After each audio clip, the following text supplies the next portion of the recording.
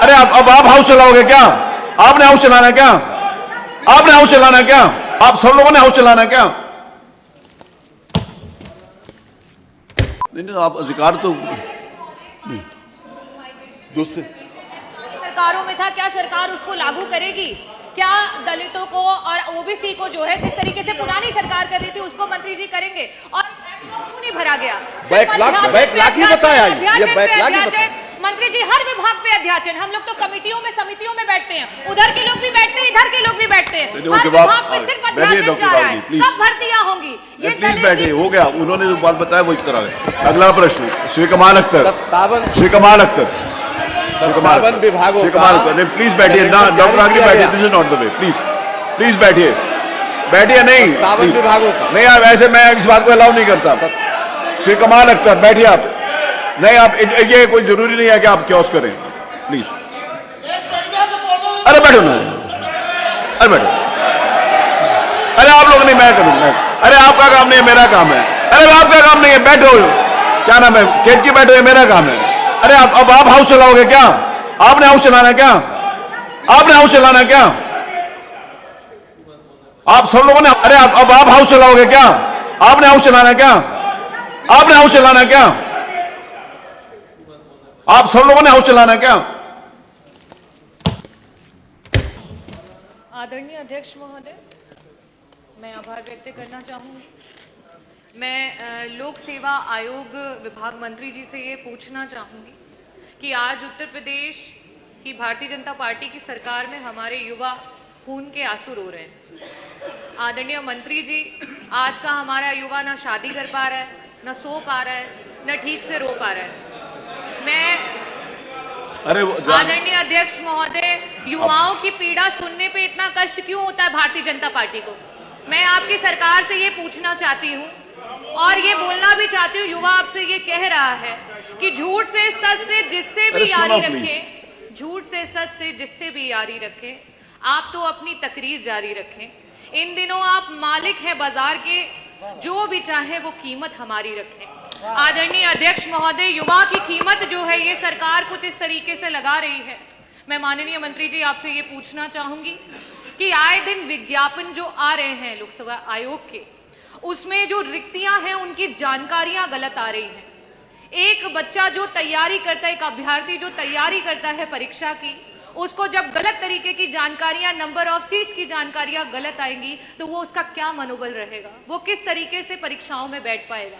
तो क्या सरकार, मेरा पहला प्रश्न ये है कि विभागों में कुल कितने पद रिक्त हैं और इन पदों को कब तक सरकार भरेगी? क्या इसका ब्यौरा आप पटल पे रखेंगे? दूसरा मेरा प्रश्न आपसे ये है कि आए दिन परीक्षा का डेट निर्धारित होने से लेकर के आखिरी परीक्षा पहुंचने तक और उसके बाद चयनित होकर के कार्यरत होने तक 2 से 3 साल का समय एक युवा की जिंदगी से चला जा रहा है और इस प्रक्रिया में ना जाने कितने युवा हैं जो ओवर एज हो जा रहे हैं, उनकी उम्र जो है वो बढ़ती चली जा रही है, वो अगली परीक्षा के लिए अपना फॉर्म नहीं भर पा रहे हैं। प्रत्येक भेदभाव को किनार में करते हुए क्या उन युवाओं को आप जो है एज में सीमा को बढ़ाने का काम करेंगे? मेरा प्रश्न ये है आपसे। 2017 से लेकर अभी तक के जो बैकलॉग है सरकार पूरा नहीं कर पाई है, चाहे वो एससी हो, चाहे एसटी हो, चाहे ओबीसी हो।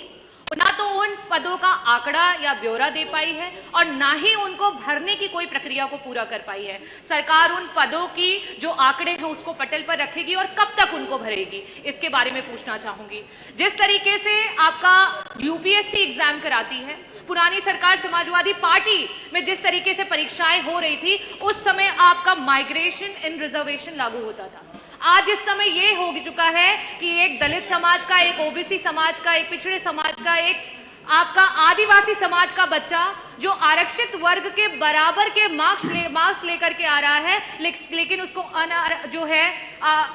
अनारक्षित वर्ग के मार्क्स को लेकर के आ रहा है, लेकिन उसको आरक्षित वर्ग में डाल दिया जा रहा है, जिसकी वजह से वो आगे की परीक्षाओं में नहीं बैठ पा रहा है।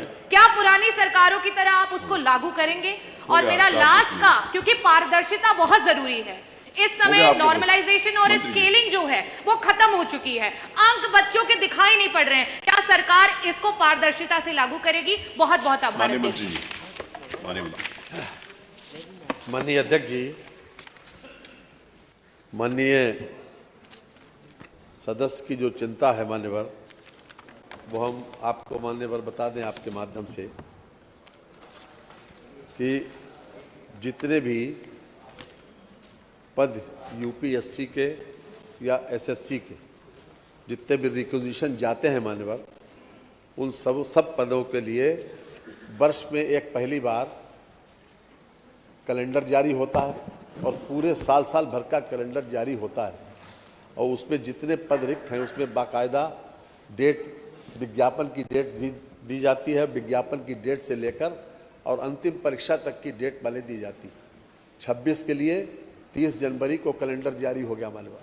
आपने पूछा 2017 से लेकर अब तक कितने लोगों को मिला और उसका क्या परिणाम, तो मैं मान्यवर आपके माध्यम से ये बता दूं कि अभी तक आयोग के द्वारा उल्लेखनीय है कि आयोग के द्वारा अप्रैल 2017 से अब तक 47,407 पदों पर चयन की कार्रवाई समयबद्ध रूप से पूरी की गई, जिसमें सामान्य वर्ग के कुल 18,004 अभ्यर्थियों को, ईडब्ल्यूएस के श्रेणी के 2,081 अभ्यर्थी, अनुसूचित जाति वर्ग के 9,580 और अनुसूचित जनजाति के 447 अभ्यर्थी और अन्य पिछड़ा वर्ग के 17,295। ये मान्यवर हम इसलिए बता रहे हैं कि अगर आप 47,000 का टोटल 27% देखें मान्यवर, तो 12,799 आता है। तो हमने पूरा यानी जिस विभाग में जिस कैटेगरी की जो पद रिक्त हैं उनको भी भरा है और दिया है कितना, 17,295। बार बार ये कहा जाता है कि हम आरक्षण का पूरा वो पालन नहीं कर रहे हैं मान्यवर। जो भी संवैधानिक व्यवस्था है मान्यवर उसको हम पूरी तरीके से पालन कर रहे हैं और ये अपने आप में इस बात का सबूत है कि जो संख्या जिसके आधार पर हमने वो बता रहे दिया है, संख्या बता रहे हैं, उसमें आपने SC ST भी पूछा, SC पूछा और उसके आधार पर हम ये बता रहे हैं खास तौर से कि संख्या 27% इतनी है लेकिन दिए गए 17,295। नहीं, आप अधिकार तो दूसरी सरकारों में था, क्या सरकार उसको लागू करेगी? क्या दलितों को और ओबीसी को जो है जिस तरीके से पुरानी सरकार कर रही थी उसको मंत्री जी करेंगे? और क्यों नहीं भरा गया? बैकलॉग ही बताया, ये बैकलॉग ही बताया। मंत्री जी हर विभाग पे अध्याचन, हम लोग तो कमिटियों में समितियों में बैठते हैं, उधर के लोग भी बैठते हैं, इधर के लोग भी बैठते हैं, हर विभाग पे सिर्फ अध्याचन जा रहा है। कब भर्तियां होंगी? ये प्लीज बैठिए, हो गया, उन्होंने जो बात बताया वो इस तरह है। अगला प्रश्न श्री कमाल अख्तर। 57 विभागों का प्लीज बैठिए ना। नहीं, आप अधिकार तो दूसरी सरकारों में था, क्या सरकार उसको लागू करेगी? क्या दलितों को और ओबीसी को जो है जिस तरीके से पुरानी सरकार कर रही थी उसको मंत्री जी करेंगे? और क्यों नहीं भरा गया? बैकलॉग ही बताया, ये बैकलॉग ही बताया। मंत्री जी हर विभाग पे अध्याचन, हम लोग तो कमिटियों में समितियों में बैठते हैं, उधर के लोग भी बैठते हैं, इधर के लोग भी बैठते हैं, हर विभाग पे सिर्फ अध्याचन जा रहा है। कब भर्तियां होंगी? ये प्लीज बैठिए, हो गया, उन्होंने जो बात बताया वो इस तरह है। अगला प्रश्न श्री कमाल अख्तर। 57 विभागों का प्लीज बैठिए ना, डॉक्टर आगे बैठिए, this is not the way, please बैठिए, बैठिए। 57 विभागों का नहीं, आप ऐसे, मैं इस बात को अलाउ नहीं करता। श्री कमाल अख्तर बैठिए आप। नहीं, आप ये कोई जरूरी नहीं है कि आप क्योस करें, प्लीज। अरे बैठो ना, अरे बैठो। अरे आप लोग नहीं, मैं करूंगा। अरे आपका काम नहीं है, मेरा काम है। अरे आपका काम नहीं है, बैठो, क्या नाम है, खेत की बैठो, ये मेरा काम है। अरे अब आप हाउस चलाओगे क्या? आपने हाउस चलाना है क्या? आपने हाउस चलाना है क्या? आप सब लोगों ने हाउस चलाना है क्या?